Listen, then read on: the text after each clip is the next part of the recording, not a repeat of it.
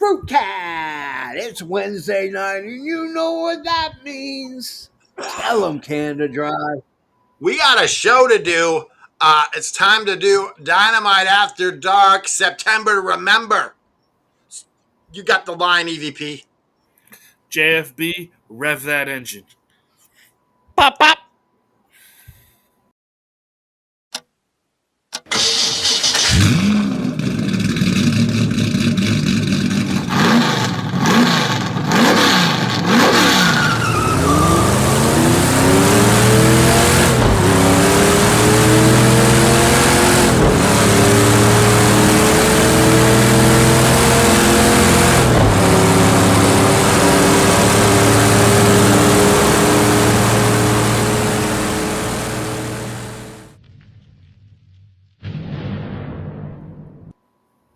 It is Wednesday night. I am one of your masters of ceremonies. There are three more, but I am the one who probably shit the bed when it came to predictions this week. But I am, of course, your chief shenanigans officer.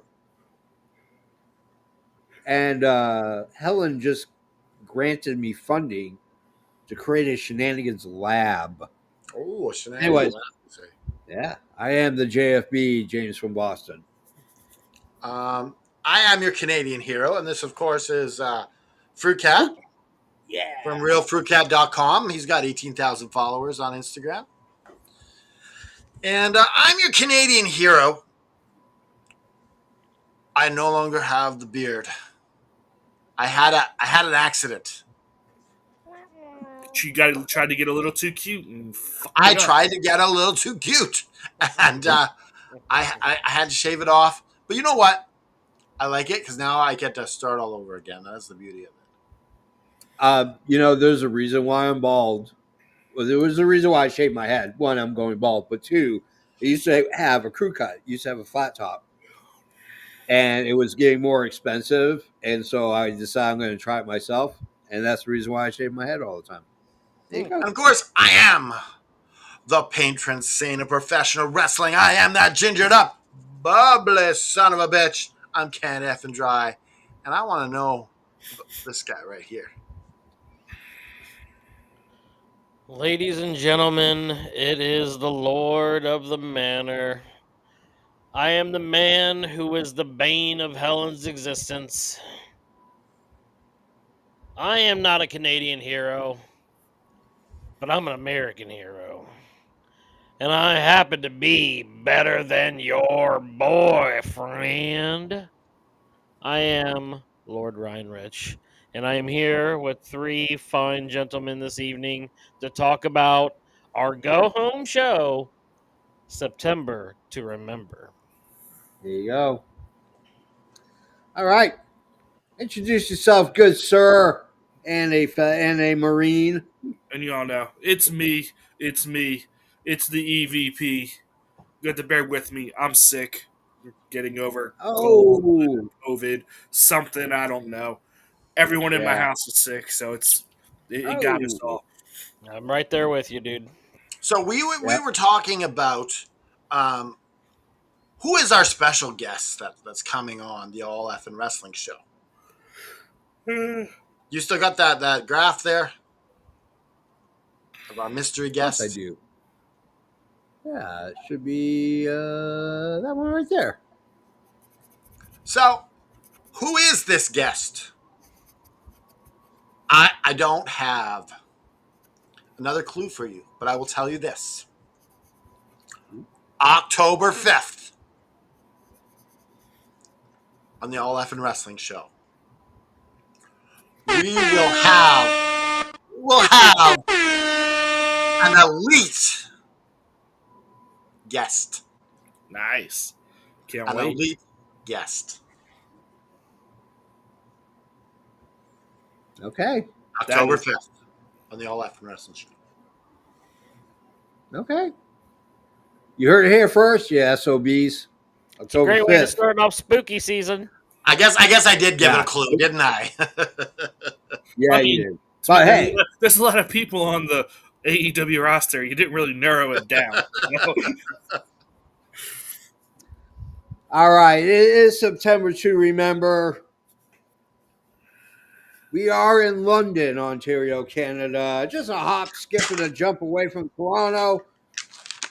We are at the precipice, at almost the acme, if you will, of sports entertainment. We are almost at all out. This is the Go Home Show.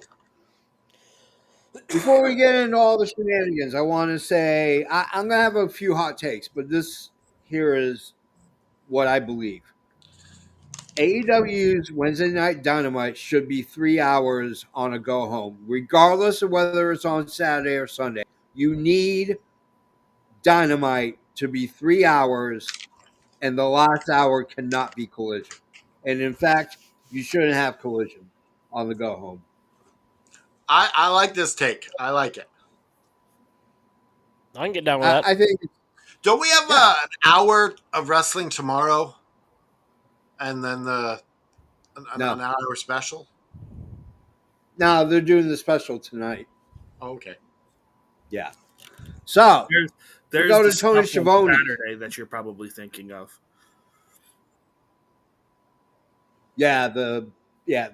Basically it's 0 hour. Yeah, 0 hour. Is what it is. Yeah. You have Tony Schiavone. A little callback to one of our intros. He's in the ring. Out comes Hangman Page. Out comes Kyle Fletcher.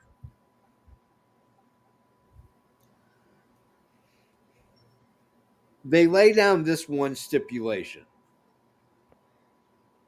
If for some reason any member of the Don Callis family comes out to the ring to interfere,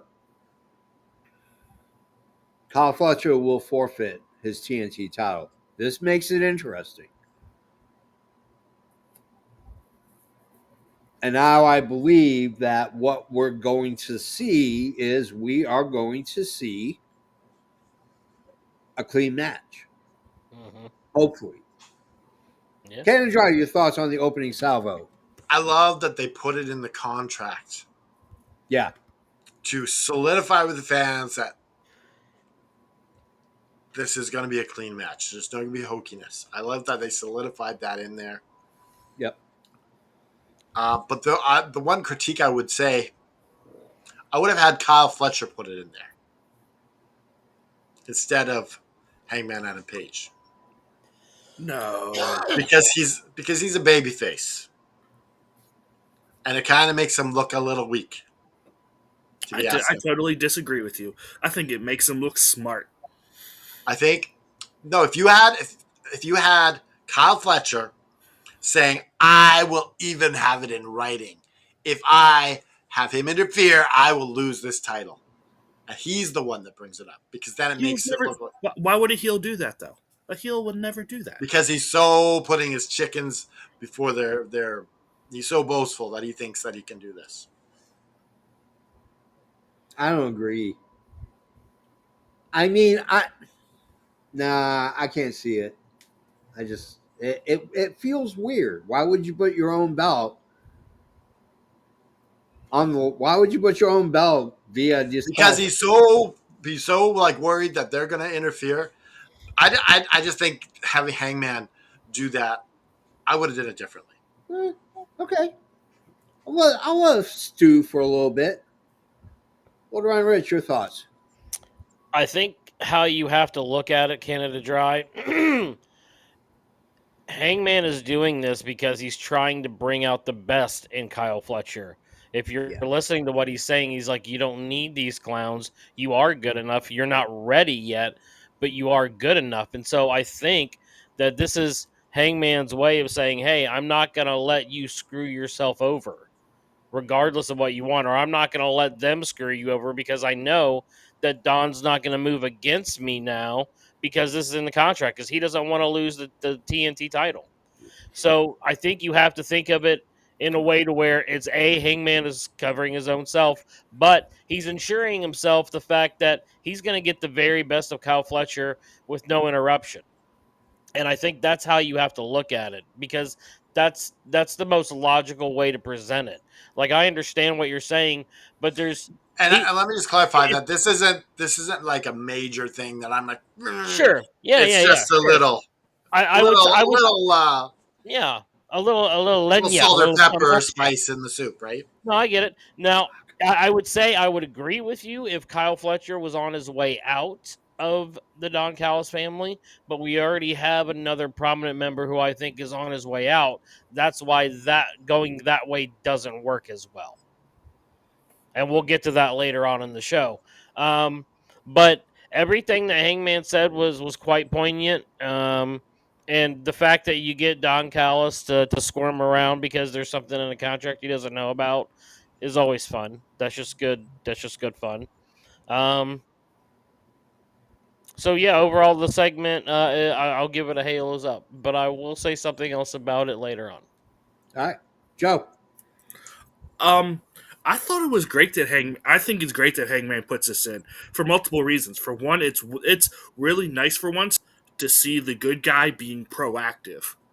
Yeah. And on top of everything that Lord Ryan Rich said about how he's trying to draw the best out of Kyle Fletcher, Hangman also has experience with being one on a whole bunch of guys because he's spent the last 6 months with the Death Riders. And on top of that, his last match with Mox was supposed to be one on one, and the Death Rider still got involved. So he's like, you know what, screw it. We're putting it in writing this time. There's going to be consequences if you don't follow through. I think that's why it's good storytelling. And it makes sense for Hangman to put that clause in there. So, go to Mox and a Darby Allen video package, which leads us to our first match of the evening. There's a lot of matches, guys. Also, a lot of segments.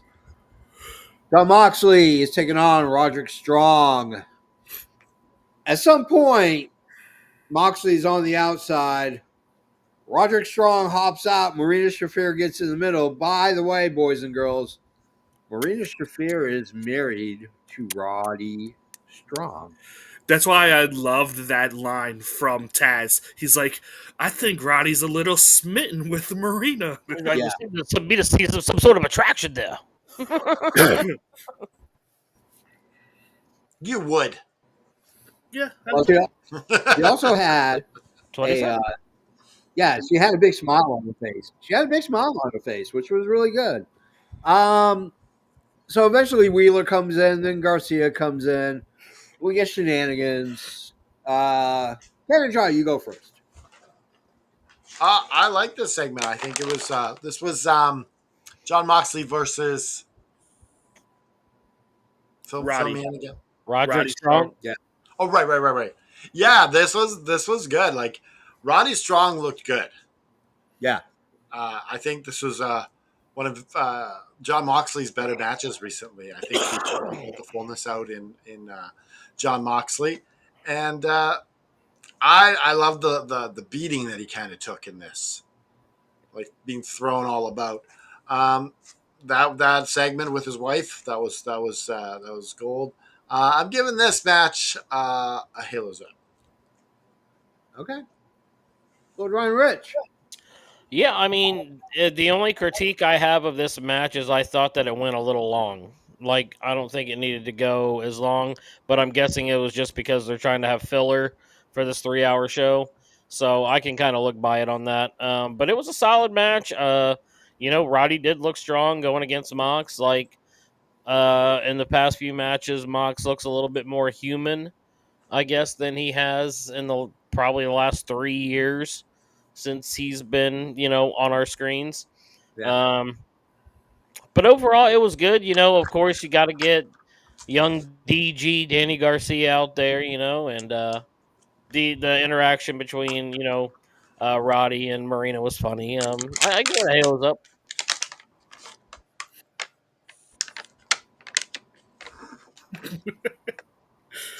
Okay. Let's go to Joe. Okay, yeah. So this is just another example of a Mox coming out the beginning of the show and just putting on a really good to great match. He like now that he's not the champion, you can see he just has this like really looseness about him. And he looks like he's having more fun now than when he was the champion. I will say though, this whole Mox thing, like I'm enjoying him wrestling. I would have liked to see like I feel like we haven't seen anything of Darby. I don't know if he's injured or what, but I just feel like this whole like I'm really tired of just seeing him in vignettes. I would have liked to seen him have a match. On the think the go, reason or just see him appear. Yeah, I something. don't even think so. And here's the reason why. I like the fact that they're not really touching at all. Oh no, It's I'm not saying building they them. have to touch. Yeah, Darby could just have a match with anyone. I don't think he needs to. I don't really think he needs to. I don't I know. don't think it See, has to do with injury. I think if, Tony Khan's playing the long game. Look at the cat. if Darby was the Undertaker, maybe, but he's not. That's what I have to say. I mean, I think, in all honesty, I love it. I think it's fantastic. It's building suspense. It's building drama. here's what it's been like. We're in September, so it's been like 10 months since Darby's had a proper match. It was last year when he had a proper match. Doesn't need to. He's taking out all the Death Riders one by one. Yeah, he's taking out all the Death Riders one by one. I just would like to He see. doesn't I need just to go want to after see. Moxley. He doesn't need to show up. Doesn't need it. I think he does. Storyline wise, they talk about all the time how the ropes are steel cables. Like if you haven't been in the ring in 10 months, like you need to knock the ring rust off. Like he should have fought a nobody person or some nobody heel that's currently on ROH like at least one time just to show that he's still in ring shape. As of right now, like I said, you're going in blind, and for someone like the Undertaker that worked back in the day. I don't necessarily with Darby's frame and everything else. You know that he's going to give himself up, like he's going to do whatever, but that doesn't necessarily equate to what you can do in the ring. So I agree a little bit with Joe. I would like to have seen him at least once, and if not the go home show, then win. Okay. MJF Briscoe video package leads MJF barging into Tony Khan's office. Tony Khan dresses him down. MJF storms out. MJF wants to get out of the match. He doesn't want to wrestle and tables and thumbtacks. I don't. He just doesn't want to do it. Tony Khan's like, bullshit. You're doing it, you son of a bitch. Get out of my office. And he leaves. I Really love quickly, seeing that. I love seeing that side of Tony Khan. And I like that he's just this boss in this behind this door, and he's like, I don't want to be on camera. Just have me yell at the wrestler through the door. I love this segment. Yep. All right, Rich. What's up? Yeah, segment's fun. Like obviously MJF going in there and trying to give Tony he's like, no, I'm not finished, blah blah blah blah. And Tony's like, I don't know you anything. And I was just like, look at little 5'6" Tony Khan telling MJF what's about business. Like that's just funny to me. So I thought that was very comical. And I have thoughts about the match coming up this weekend. Like, it's going to be interesting. I don't know what's going to happen yet.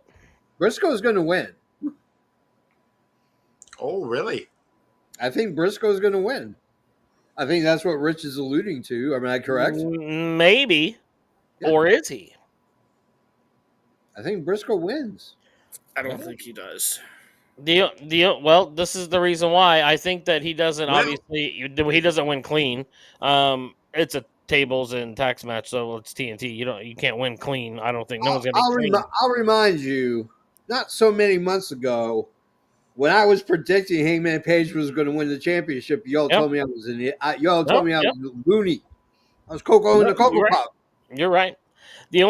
Once again, they once again showed Alex Hammerstone with MJF talking about him being whatever and him being elite and that they're a dynasty. So I'm just wondering if we finally get a trigger pull on that in order to help get MJF to push for the world title. That's the only and if they put Briscoe down and Briscoe takes a nice little vacation back to the chicken farm, then all of that goes away for a little bit, and he can heal up and be with his new baby who was just born. Yeah. Oh, I think that's interesting point there you have there, Rich. I think Baby's just born. You want to spend as much time with that kid as you can. I think what you do is This is you his put version of paternity leave. He's just got to pay for it physically. here's what you do. You put Briscoe over. You make this a violent, bloody, painful match, so that both guys can go off. MJF, because he's got a movie getting ready to come up soon, so you got to write him off somehow. This gives you the opportunity. That Wednesday, Briscoe comes on Dynamite, opens the show, and says, "I'm going to go step away for a while. I'm going to step away. MJF ripped a piece of my soul out. I need to get it back, and it's with my new baby. But I'll be back." And then you come back 6, 7, 8 months later. That's how you do it. Tony Khan, you're watching. If I see you do this, thanks a lot. I mean, you could always do if they really want to have Mark Briscoe win. Yeah. You could just have MJF just utterly destroy him after the match. Yeah. Yeah. Yeah. And I mean, and how funny would it be is if Hammerstone was the one that cost MJF the match? And let's be honest, MJF can afford a loss here or Oh there. yeah. Yeah. He's He's pretty much got Teflon. contracts. He's Teflon. This is the thing for me. It's just a lot of times when you book a heel like this and a face in a match like this, you're just inviting chaos for the heel to have a greater advantage number wise in terms of winning. That's the only thing that bothers me. If this was a straight up match, or even something that had some sort of semblance of a rules, then Yep. like even if it was a dog collar match, or if it was a Texas death rope match or whatever else, like something where they were physically tied together, that's different too. Like there's different ways to settle this, but the way that they're choosing to do it, I just feel leans like it's going to be a send off for Briscoe. If he picks up the win, that's cool and all, but what does that really do for the story for MJF, who still has a contract that he can sign within 7 days of alerting someone? I just think that it tells a better story to send Briscoe off naturally by way of injury, which is a common trope within wrestling. We have a show on this on Sunday, so let's move on to something else because we're going to talk about that. I apologize, my bad. All right, match number 2. We got Toa Leona taking on Bobby Lashley. Canada Dry, you go first. I really like this match. Like this really showed off Taya Leone, his ability. Toa Leona. Tia Tia Leone is an Taya actor. Leone, that's a Hollywood star. I had a crush on Taya Leone. If you didn't, where did you have eyes? Yeah, right. Who didn't have a crush on her? I didn't. Oh, who didn't? You said. Yeah, who didn't? Yeah. But yeah, I really liked what it brought out in him. I think it was one of the highlights of the show. Yeah. I love the interaction with the Hurt Syndicate and just MVP just mauling Ricochet. I love because you're now making Ricochet look like, oh, he is a big deal, even though he's not wrestling. Yeah. So this did what it needed to do to get us excited for that match. Well, Ryan Rich. All I have to say is you've not seen almighty Bobby Lashley handled like this since he's been in AEW. Yep. And so, in terms of being a go-home show and setting up doubt for what can happen, I think that this match was great. And the fact that, I think Lashley should pick up the win. But if you're Toa Leona, you came off looking freaking like a star. His entrance, I love the native gear that when him and Bishop Khan both wear. Khan is the Cameroonian or whatever, and his being the Samoan. I love it when they wear that gear or whatever. It's so gear, yeah, it's so cool.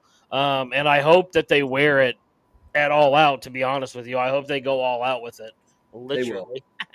Pun intended. Um, maybe Lord Ryan Rich took some of the vitamins that JFB took. Oh, And Tiffany Lynn's Sorry. giving it the halos up as well. all Well, right. good for her.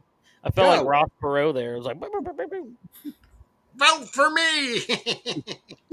Can of finish? A can of finish. A sheba shabba, sheba shabba, sheba sheba. A can of finish. A can of finish, can of finish, can of finish. Did they do a song with that? Bro, that's Dana Carvey's Ross Perot from Saturday Night Live. Yeah. Joe. Yeah, I love this match. I thought it was fun. It was hard hitting. And like you said, it made Toa Leona look like a star. Yeah. And this match served its purpose. It made me wonder about the 6-man tag match at the pay-per-view. So mission accomplished. Good job. I'll let one of our guests do mine. Give me kick ass and chew bubble gum and a whole lot of bubble gum. This was a great match, and Toa Leona looked like a bazillion dollars. And he looked amazing. My only gripe: wrong team won. I think this is a chance. I think there's a chance, and it's a really big chance. Ricochet and the Gates of Agony go over. You would have had Bobby Lashley lose his first match? Yeah. Oh, I don't like it. Well, we know how TK typically books on a go home show, so this leads to me to believe that Gates of Agony are not going to win against I because he normally a lot of times he will book the winner on the show before. I will say there are rumors of Hurt Syndicate adding people, so maybe Ooh. that's how. That's interesting. Okay. And one more thing before we go. Yeah. Those tracksuits are freaking fire. Yeah. So the company that does the tracksuits for New Japan Pro Wrestling, they're called Soul. They actually made the ones for AEW, and I'm imagining it won't be long before you could probably go on Soul's Japanese website and order them. Man, I don't it's know. a missed opportunity if AEW doesn't have this on Shop AEW. Yeah. Yeah, they'll have mascara Dorado masks, but they won't have the cool shit. Come on, the biggest missed opportunity in AEW shop. Yep. Is these Mercedes Moné puppet. Yeah.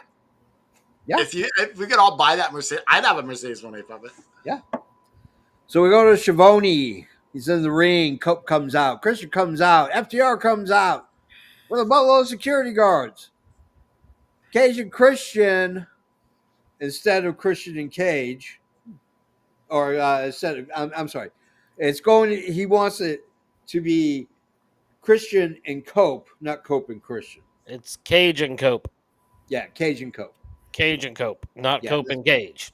Yeah, not Cope and Cage. Thank you. A little. Something about $500,000 don't matter because, according to him, 500K don't mean shit. I'm rich. Then we get a Donnybrook. I don't know what happened to Dax, but good Lord, he was bleeding. I mean, you can see it coming out. He is always bleeding. No, I think he broke his nose legitimately when he hit him initially with the microphone. Yeah. I mean, it was gushing out. His nose looked like it was already spread out. Yeah. All right. Let's go to Canada Dry. You go first. I adored this segment. This was really good. You had the callbacks to all FTR's big wins. I love that. Even like talking about their wins in NXT, and they were talking about, and then you had Cage and Cope talking about they have a pay-per-view named after them with TLC, and the fans started yelling TLC. Yeah. Mm-hmm. I loved it, and this was one of the best segments of the night. Halo's up. All right. Lord Ryan Rich. Yeah, this segment was very, very good. Stokely just running his mouth. And then how many times people are going to talk about how he can get hosed? It's just so funny to me. Yeah. They just continually. Right? That Cage telling him, well, $5,000, you could get a lot of hoes with He's that. like, yeah, you probably get some hoes with that, and he's like, was so funny, and then finally Cobb just like, just shut up, like, oh, we're gonna talk now. Like I thought that was good. Christian Cage is always good. Like, and he's like, thing is, I'm rich as shit. I don't care. Just go straight for him. I was like, that's the Christian Cage thing to do. Yep. That's what I like. And they didn't hit Stokely.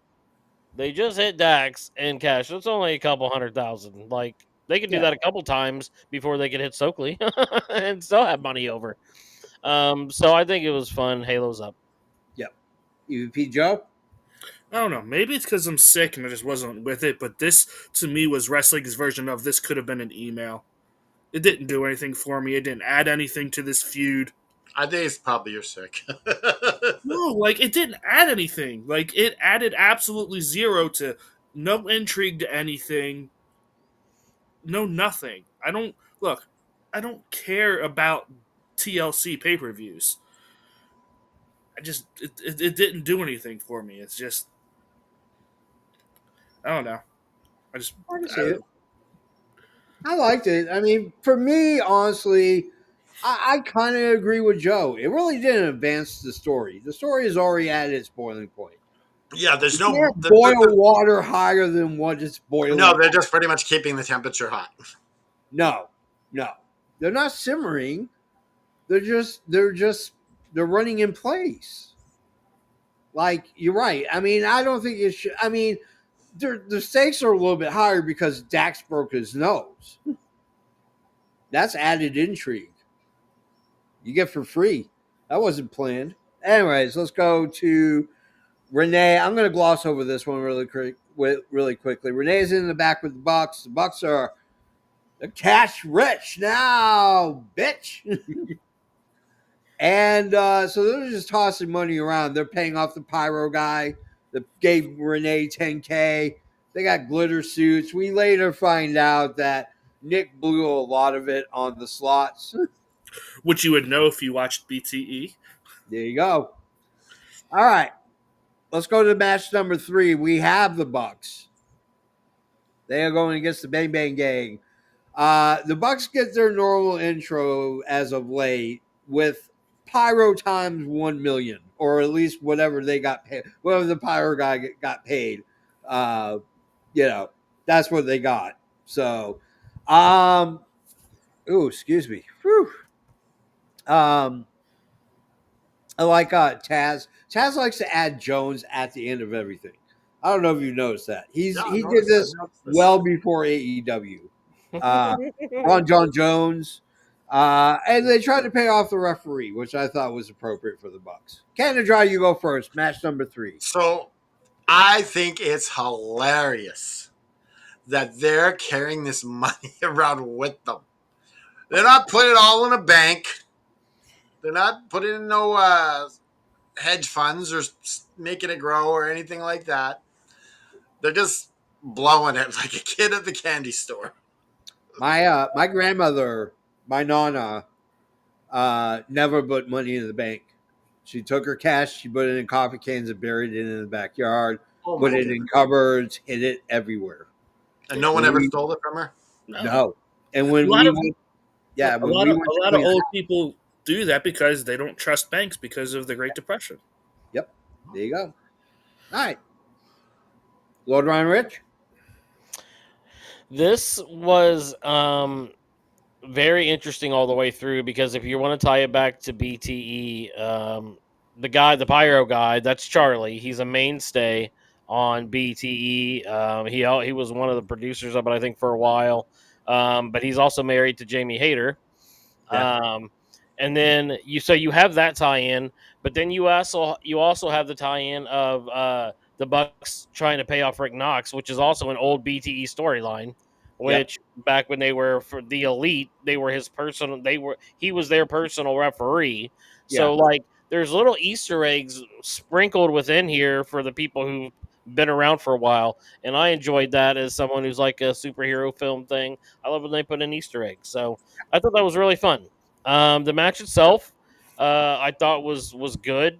It shows the Bucks getting at it, which is what they needed at this point.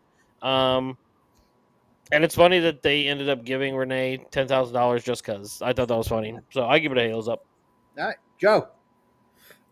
I thought the match was great. I'm kind of disappointed though because was it Matt was talking about how the redemption story starts for the Bucks.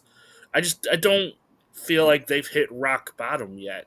No, I think that's still coming. They're taking a twist in the road here. Well, Yeah. I think rock bottom comes Saturday, and I think there's a certain somebody that returns. It costs them the titles.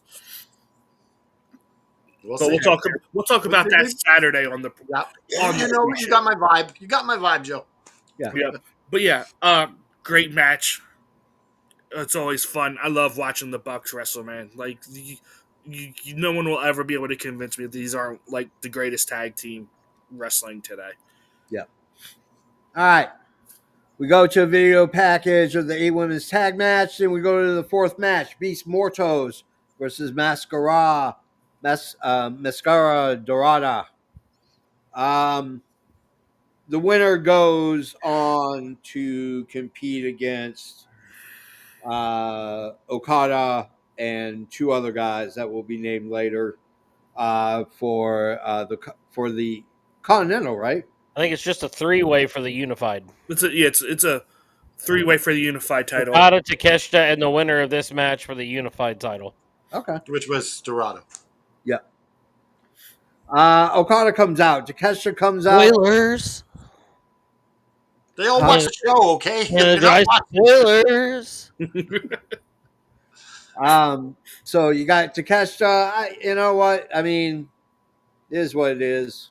Canada, your thoughts on the fourth match? This match was boring. This match had a little bit of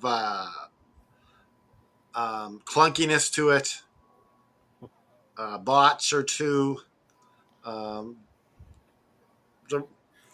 That being said, I hope to see Dorado a little bit more cleaner, or he's going to bring that whole match down.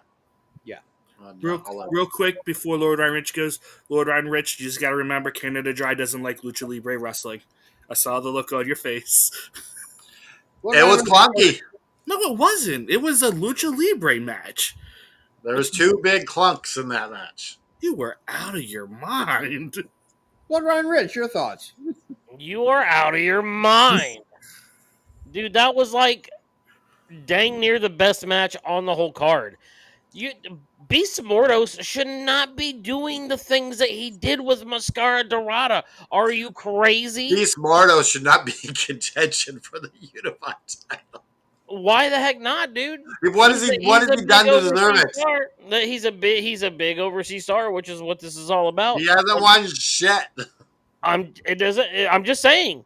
He's given an opportunity, and he either gets the opportunity or he doesn't. But the match itself was freaking ridiculous. Like, it had me on the edge of my seat the entire time. I could not believe the moveset and combo set that they were doing with each other. Like, a couple of clunks. You can say that about pretty much almost every single match that goes on in AEW, but yet you want to call it out on this one? Dude, you cannot like Lucha Libre. Halo's down. Cool. And you can say that, but now you're just trying to be a heel and get cheap-eat. So I'm not even going to acknowledge it. This was a big Halo's up. I don't give any Halo's down. Energize is a big poopy head. I can cede my time to Joe. Okay, Joe. I love this match. It's Lucha Libre. Yeah, we know Canada Dry. You're from up north. You don't know what good wrestling is. It's okay. I don't know what good wrestling is. All those great Canadian wrestlers. Yeah, all come to America. They don't stay in Canada, sir. I'm just saying. It has nothing to do with Canadian wrestlers. It has to do with Lucha Libre. I love Lucha Libre though. Like it's fun. Like and like I don't hold Lucha Libre to this match. I believe the 2 clunky sort of botches kind of took me out of it. I mean, but you have to take that with Lucha Libre. They move so fast. It's how it is. And like you said, the Beast Morto shouldn't be able to do 3/4 of the stuff that he does in that. And he shouldn't be in this match either. I disagree. Unless you're going to have the exact same issue in the You tag get to match later showcase as why the two matriarchy is two in this. Mexican wrestlers here, and people who have probably worked together before. Like he said, the Beast Mortal should not be doing tornillos to the outside. Like that's the kind of thing that we're saying. Like, how do you not like when Big Show does a moonsault, people are like, "Whoa!" I mean, you know what I'm saying? It's the same kind of stuff. Like physics dictates this man should not physically be able to do this. How is he? I think he's too wide to even be able to fit in between the ropes like this because he's so. He's a beast. Like I just I feel think like you they're just out have of a their man mind. crush on him. That's what I think. All right, we're No. moving on. I thought the match was great. I like Lucha Libre. I thought the wrong guy won, though. I would have liked to have seen Beast Mortos go in there. But you know To what? justify him even more for him being in the match. No, but they said it on the announce like it would be the first CMML full time wrestler to compete for an AEW And you belt. knew he was winning that moment they said that. Exactly. They forecast it, but that's the reason why. But they put on a hell of a match. Let's be honest. This match isn't just to be in the just to go on to compete for the title. It's to take the pin at the pay-per-view. Yes. All right. Let's go to our next thing. Tony Storm comes into the ring. She's talking about taking time off, maybe possibly retiring. I don't think she's going to retire. I think it's just time off. Then Daphne comes in, or is it Velma? I can't remember. Whichever one, though. Statlander comes in. Then Tekla is coming in because she has a match. And I think, I mean, it's not anything that hasn't been said by any of these women already. The exception of Tekla, who doesn't really speak English very well.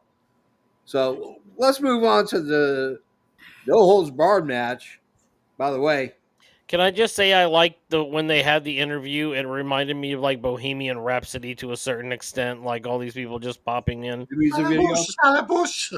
Yeah. So and then the other thing I wanted to mention about the Tekla match. Let me go. Let me That's what we're go. going into is the Tekla match, right? Yeah. Is that what you're talking about? That's All right. correct. Then I'll save it for that. All right, we get Tekla, we get Queen Amanada in a no holds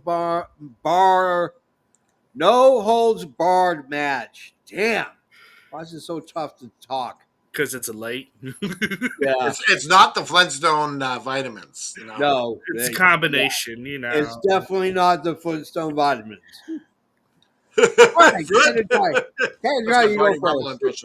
I feel so healthy right now. Canada Dry, you go first. Tekla has been such a huge bright spot since coming in. More than does the job of filling the hole that Mariah May left when she left. Like Tekla, she's been all that for AEW. Like I like her presentation. She's just loaded with without even speaking a word, charisma, without saying a word. Very Her hard body movements are just so on point. Yeah, and I love this match. I love that the hardcore, and I love that it kind of solidified the end of the Amanada versus Tekla thing, and I love that they got their final match, and I think that's really cool for the women that they got to finish their story, and it sets up Tekla good for this match because she's pretty dominant afterwards as well.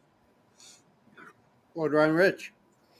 Something that I noticed, and I actually talked to Canada Dry about during the broadcast. How fitting was it? We have a show called September to Remember, which harkens back to the November to Remember, the ECW days.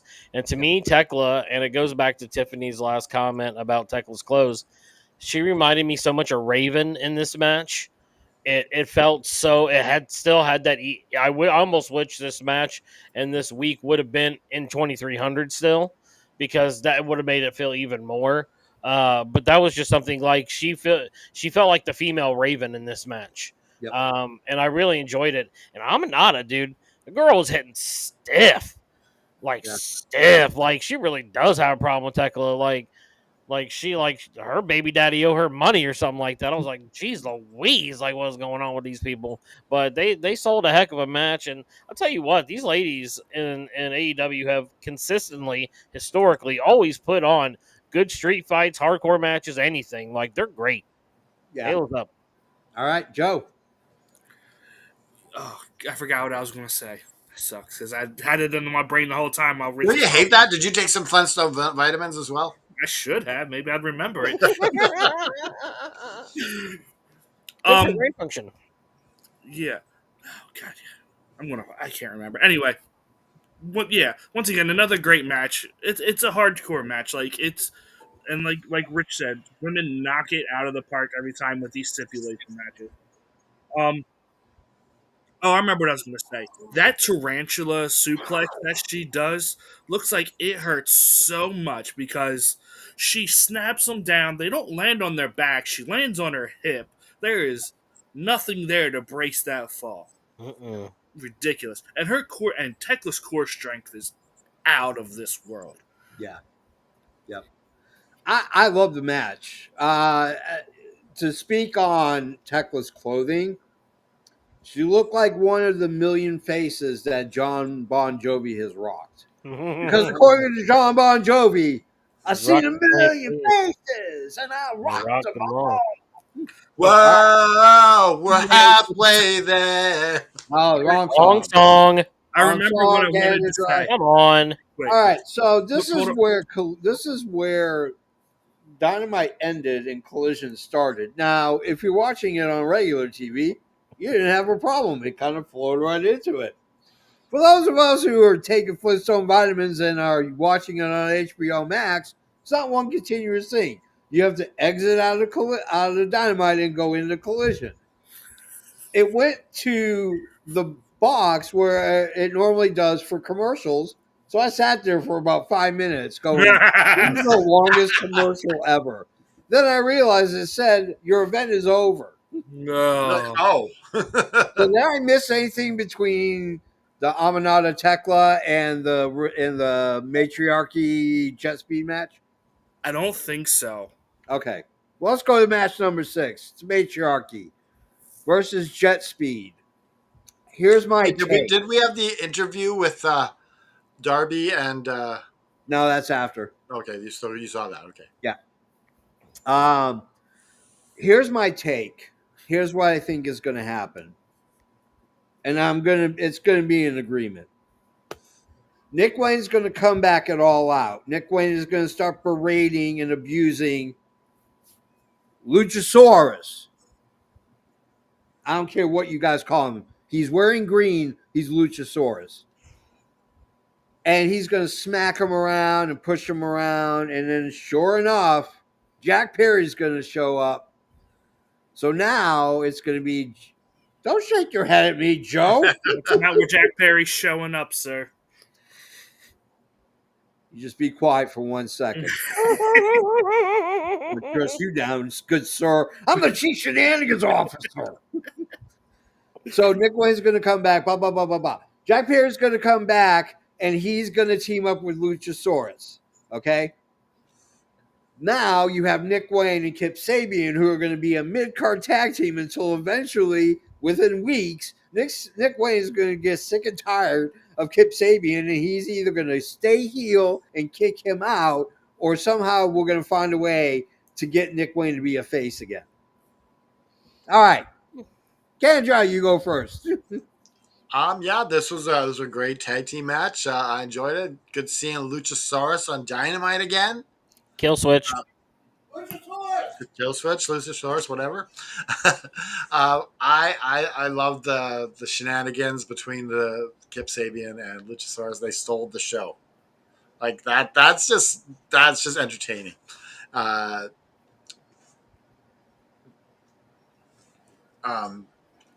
Speedball Mike Bailey.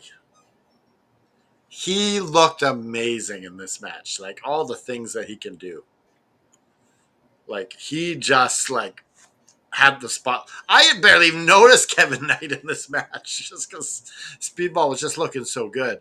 Yeah, I give this a Halos up. Go ahead, Lord Reinrich.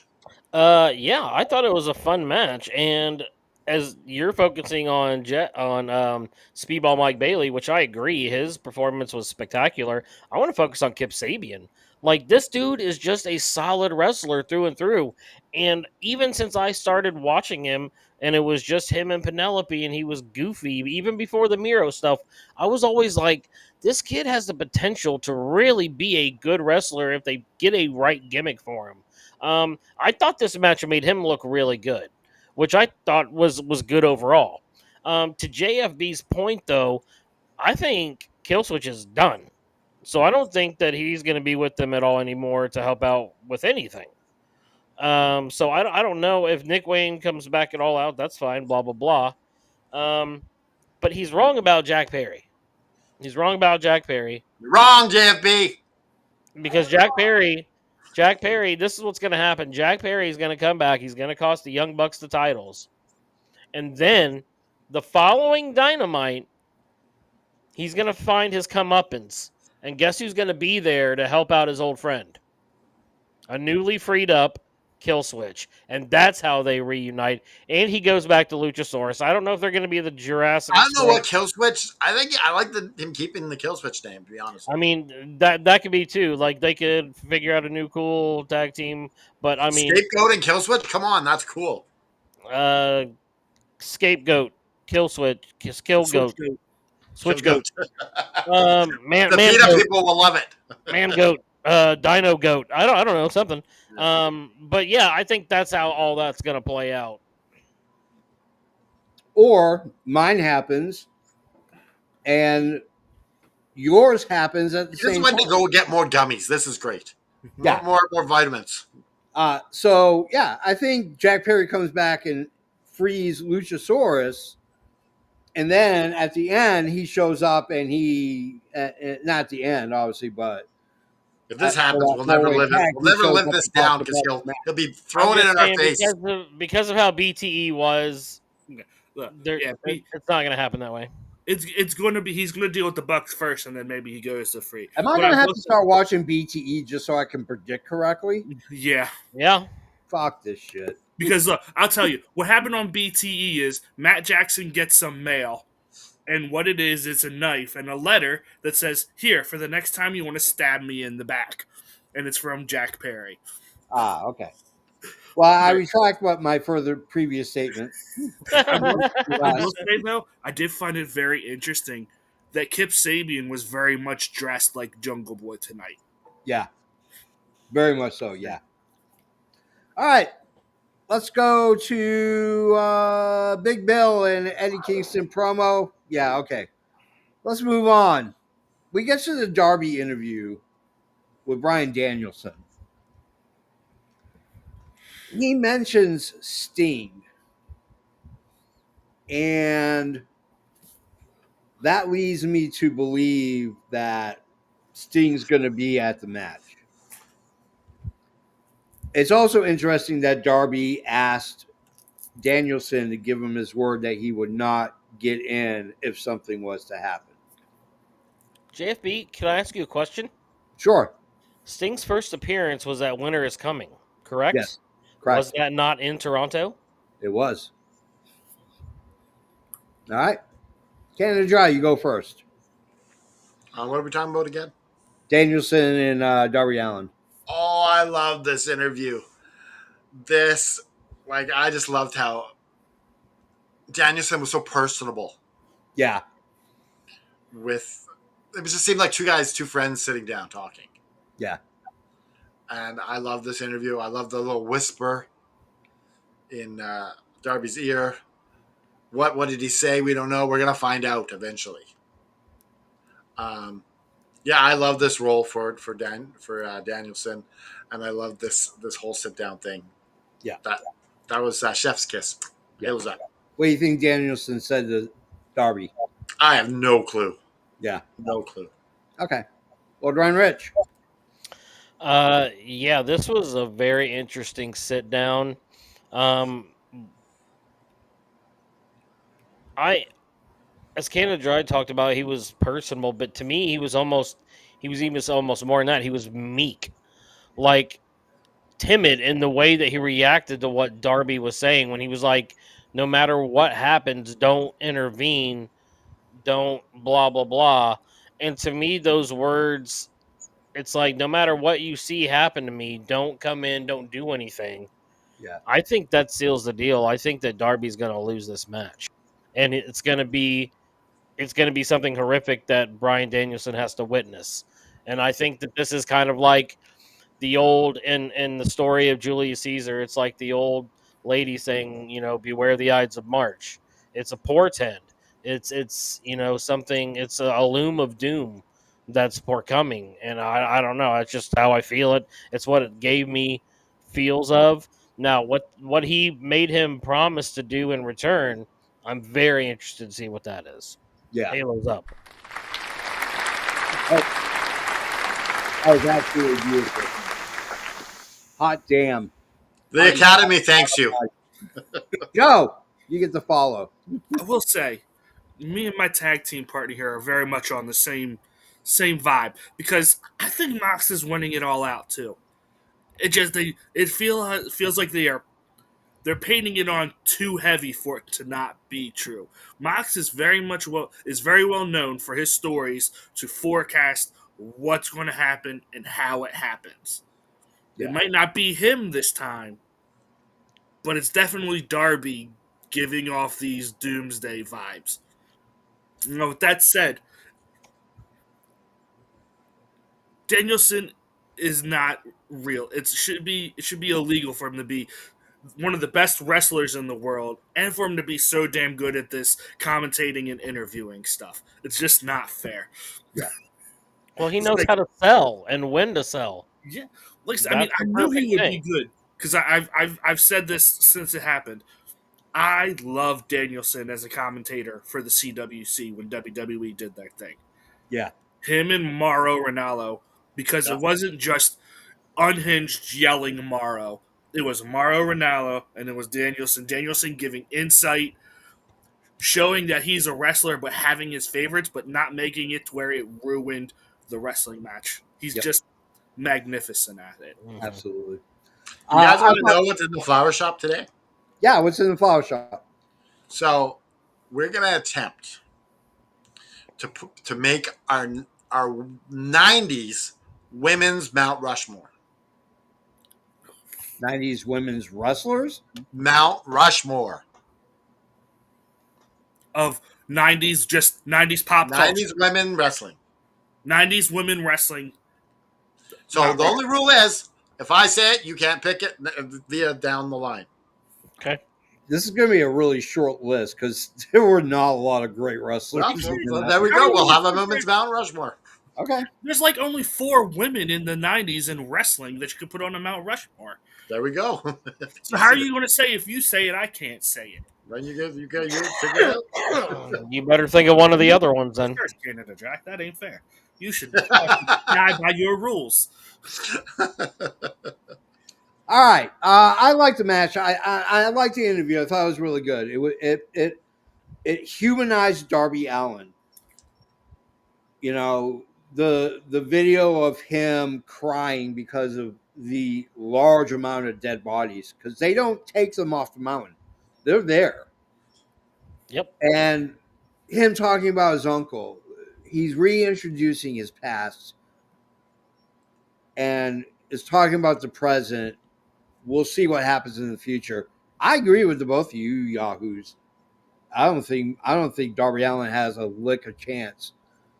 And I think Brian Danielson is going to be forced to watch it by Garcia and Wheeler. So, all right. Let's go to the next one. We have a Monet comes out, and we get our 7th match. It's Riho versus Robin Renegade. I'm just gonna flat out say it. This was stupid. This was the most idiotic thing. It went way too long. When I say way too long, I mean every second of that match was way too long. This could have been a segment and would have sold that match. You didn't have to have Rio come out and then pretend that Robin Renegade has a lick of chance of beating her. Come on, give me a break. This is so stupid. Monet gets her come up. Rio gets her comeuppance. Monet lays her down. Canada Dry, your thoughts on the 7th match? I enjoyed the interaction, especially with Rio and Mercedes Monet. She's always drops his line. I laugh every single time. Are you dumb or stupid? I love it when she says it. It just puts a smile on my face. So keep on saying it, Mercedes Monet. Yeah, it was a quick squash match, just to get them on TV, and I love the presentation of the belts once again. Just all the belts on the table. Looked like she was at a swap meet. I can get you this one for $50 if you take this one for 60. I loved it. I thought it was good. Halos up. It was a quick little segment. It was what it was. It wasn't quick. It went through a commercial break. It seemed quick. Rich? Yeah, it was too long. Like, they should have picked a better I don't opponent remember anything for about it. I'll Riho. be honest with you. I'm just they should have been they could have picked a better opponent for Riho if they wanted to be a longer match. I don't have a problem that it was a longer match. I have a problem it was a longer match with who the opponent was. Yeah, Robin Renegade isn't good. Right. So sub in someone else like Penelope Ford or something like that. That makes more sense. But then the interaction at the end, you got to have the champ standing over, your heel champ. So I like that she was able to get involved. They looked like Robin was holding her, so they had some sort of agreement. Maybe that's why she was placed there, whatever. But I don't care nor not care about this. It was just time filler in a 3-hour show. There you go. Joe? If this doesn't lead to the Renegade Twins teaming up with Mercedes Monet, then there's no point in this. I think that'd be great if they did that. Like, that's been the Elevate rumor their for spot. forever, that she has wanted the Renegade Twins to, like, be her lackeys. I thought it was going to happen a while ago, and it never did. Where's she been saying this? No, it's rumors I heard, like Oh. Sean Ross Sapp was talking about it and stuff like that. But this was right around the time she debuted, or a little bit after she debuted. But yeah, this was entirely too long. I also don't care about Riho. I don't care that she's getting the title shot. So, yeah, I don't have anything else to add. JFP's frozen. Uh-oh. Oh, no, he's back. No, No, he's he's not. not. What came after this? Do you remember? I think it was just the main event, wasn't it? I believe it was the main event. I didn't take notes. That's JFP's He's job. back. He's back. He's back. I'm here. Oh. Sorry, America forgot to pay his internet bill. All right, let's go to our. So we have an Acclaim video package. I don't give a rat's ass about it. I don't think any. I kind of like it. I'm excited for this. The Acclaim to get back together. All right, Death Riders come out. They're talking about the trios belts. The trios champs come out, and they're talking smack. And then Daniel Garcia decides to go ahead and challenge Shibata. Not just Shibata. Shibata Senpai son. Yes. As he says. And then the rest of the ops are taking on the Workhorse. Here's my hot take. When eventually the Death Riders face off against the ops for the trios belts, which I thought was going to be at All Out, Hook's going to show up and join the Death Riders. There you go. Kendra, your thoughts really quick. You might be right, JFB. I like it. It is what it is. It's a good little segment. Yep. Got nothing much to say on it. All right, Lord Ryan Rich. Yeah, it was fun for what it was. Yeah. All right, EVP Joe. Yeah, I mean, I thought too. I thought we were going to get like a 6-man tag match on the pre-show, Yeah, but alas, it's not meant to be. yeah, So You feel like Danny Garcia's got to win though. yeah, because Shibata loses all of his singles matches. yeah, Well, this is the rubber match too. They made that very clear. Yeah, I yeah. think it has to be. And He's Shibata no, already has the belt, and that could yeah. lead up to the 6-man or the trio Shibata's a title match. fan. So Danny just turned heel. You can't have your new heel joining the biggest heel faction, or are they? I don't know them, and then have him lose. All right, Don Callis family or them. yeah. Let's go to our That's what main I was thinking. It's event. like maybe Don Callis is the number one heel faction right Yeah. now. We have match number 8, the main event. Hechicero, Josh Alexander versus Top Flight. Eventually, the Callis family gets involved. Hechicero and Josh Alexander get the win. Then they beat the living hell out of Top Flight. Scorpio comes in. Then Jespy comes in. The Bucks come in. And Brodito comes in. And Hangman comes in. And Fletcher comes in and beats the living hell out of Hangman Page. Whew. All right, Canada Dry. You go first. I liked how Kyle Fletcher kept his promise at the beginning of the show Yeah. that I'm gonna be standing over you, and you're gonna be lying in a pool of your own blood. I loved the foreshadowing at the beginning to the end of the show. The match was okay, Yeah. nothing special, but got the Don Callis family in the tag match. But yeah, this was a fun ending. Makes it believable that possibly Kyle Fletcher can walk away with the world title. It was an entertaining ending. They're grooming them. Yep, They're grooming he's them. he's on the cusp of being a big star. Yeah. That puffer fish face looking guy. Lord Ryan Rich, you're next. The match was okay. So I can't really do this right now. All right. So here we go, guys. All right, here we go. All right. So this match was stupid. Like I get that it was to get someone within the fourth person, the contender. This match should not have been the main event. Now Tony Khan likes to do this. He likes to bookend his go home shows, and so I see this coming. But this whole match ultimately led to Hangman being laid out. To me, the confrontation and the contract signing should have been at the end. And you still could have had the foreshadowing of what he says before everything else happens. And then everyone else runs in because everyone hates the Don Callis family now because they're the new Death Riders. Like you have Jet Speed fighting them. You got all the heroes of AEW are fighting against the Don Callis family. So you still could have had all your people come out in a brawl and still had that moment where Fletcher comes in and gets caught by Hangman. And you could have had, and this could have been a longer segment to end your show. And then on top of that, you could have had like a real banger match actually end the go home show before this segment that leads up to your main event of your pay per view. So I understand that TK likes to Yeah. bookend, but to me, this all should have just been one thing because it makes the last match, your main event of your go home show, worthless and meaningless. Yep. All right. EVP Joe. Um, I think if this had just been a 2-hour Dynamite, having Kyle Fletcher and Hangman open and close the show would have been fine. 3 hours is a little bit too much because you kind of forget about it. It gets lost.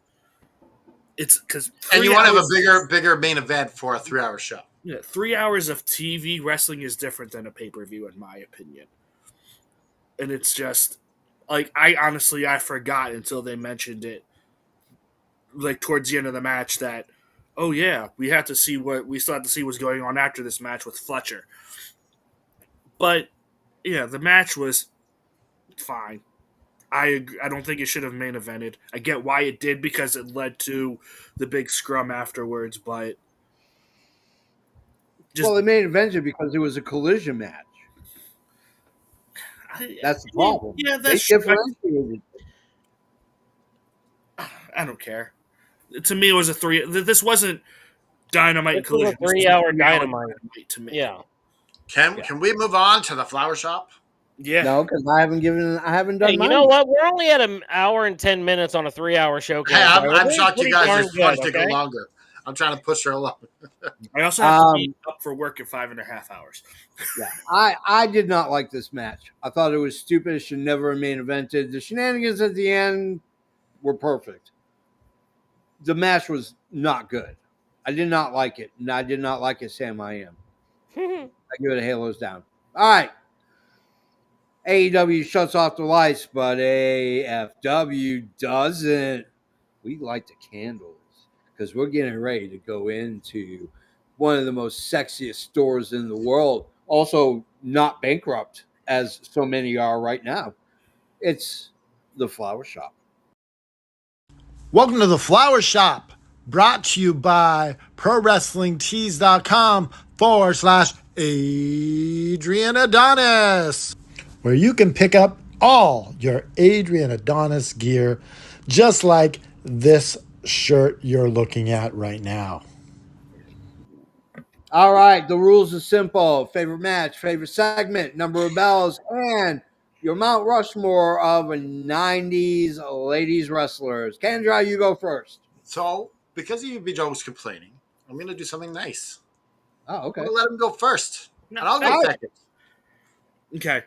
So, favorite match. I think I'm going to go with Toa Leona and Bobby Lashley. I really enjoyed that match. I thought it was fun. Yeah. Favorite segment. I don't know. There's nothing that really stood out. So, I'm going to go with the Bucks in the back. Okay. Sitting there giving out money, and Matt is like, "What are you doing? We tried so hard to get this money. Why are you just giving it away like it's nothing?" Yeah. Rating like 3.75. It was fine. It was 3 hours. It was, once again, I was already sold on the pay-per-view. I don't need to go home. I didn't really I need don't need to go home. I'm staying at work. And then my Mount Rushmore of 90s women's wrestling. First and foremost, I'm going with ECW. I love Beulah McGillicuddy. That girl could take a bump like anyone else in wrestling. Well, you didn't need to go first then to put her on. I was going to say, so are we all just doing one to give our complete Mount Rushmore? No, or no, are you're we all giving giving one wrestler. 4? One wrestler. That's what I thought. Okay, so Okay, we only so each just get one one. wrestler. All right. Oh, I Okay. misunderstood. I thought we were Okay, getting you 4 can each. change it then if you want to put someone else.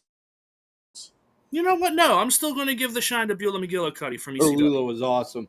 Yeah, That woman could take an ass whipping and just keep she took a power on. driver like it was nothing. Yep.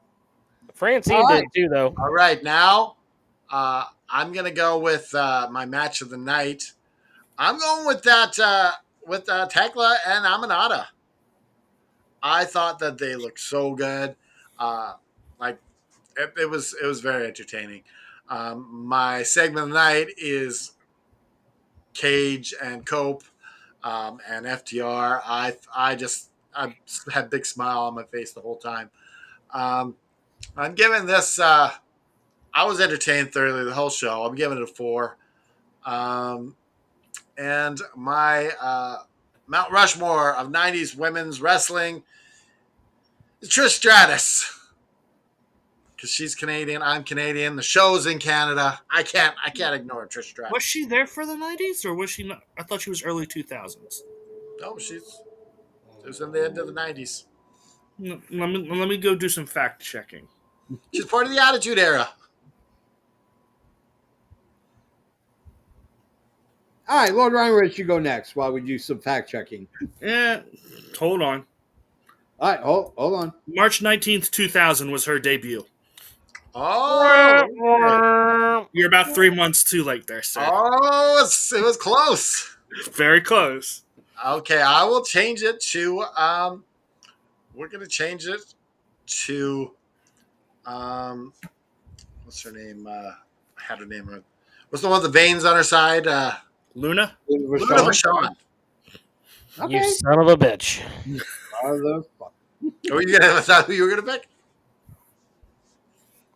It was, yes. All right, let's go to Lord Ryan Rich. All right, my match of the night is going to be Mascara Dorada versus Beast Mortos, just because I want to shit in Canada Dry's cornflakes once again. My segment of the night is going to be it's going to be Cage and Cope and FTR as well, just because of the look on Dax's face as he's walking away with the blood pouring down, like in his hands are just like in a certain like he looks so into it and angry. That look alone sold the whole thing for me. So for that alone, I give it that. As for a 3-hour show, I thought it was a little weak, but as a AEW go home show, I actually thought it was pretty strong. So I'm gonna ballpark you, and I'm gonna give it a 4.1.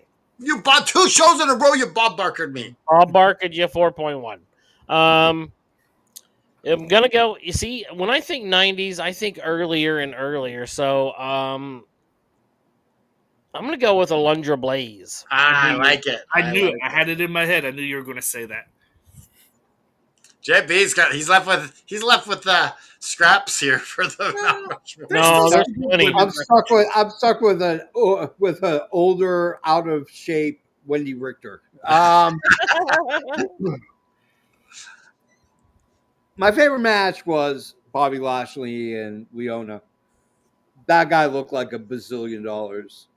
Bobby Lashley looked like $1 bazillion. The whole match looked like $1 bazillion. MVP broke his cane over the back and looked like $1 million.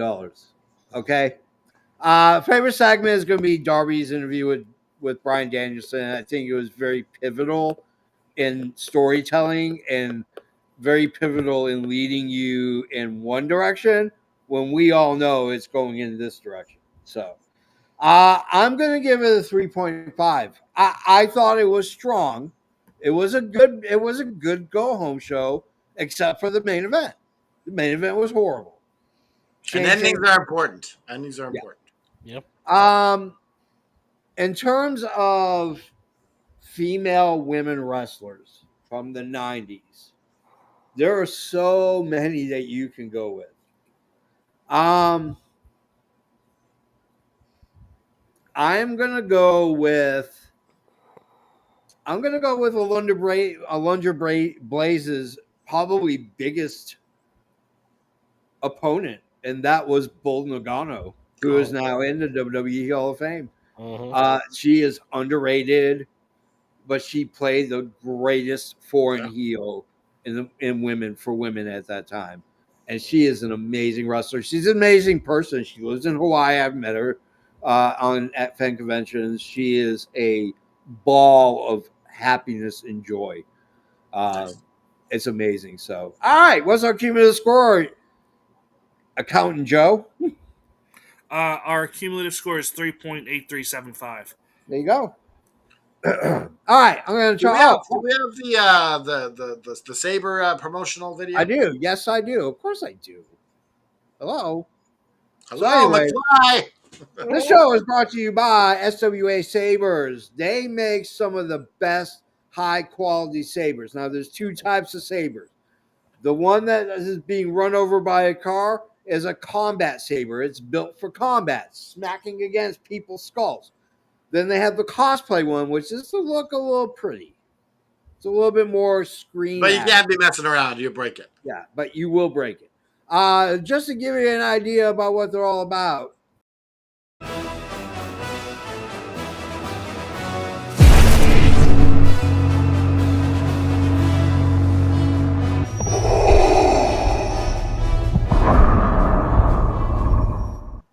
Now, they have an anniversary sale going on right now, which means if you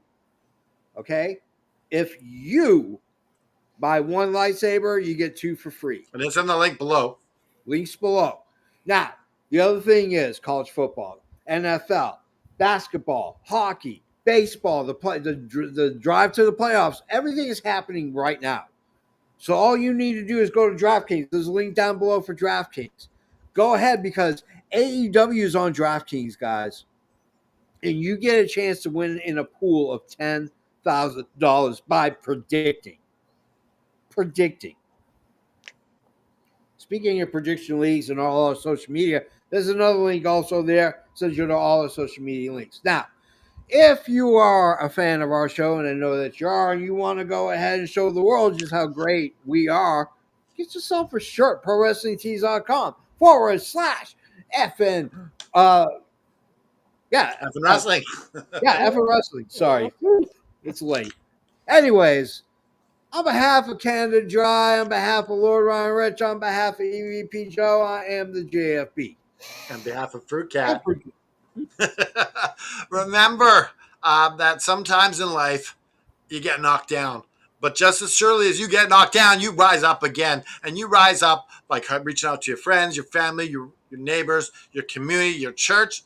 Heck, you can reach out to us. We'll help pick you up, dust you off, put one foot in front of the other, raise your fist in the air, put the devil in a sharpshooter, and just keep fighting.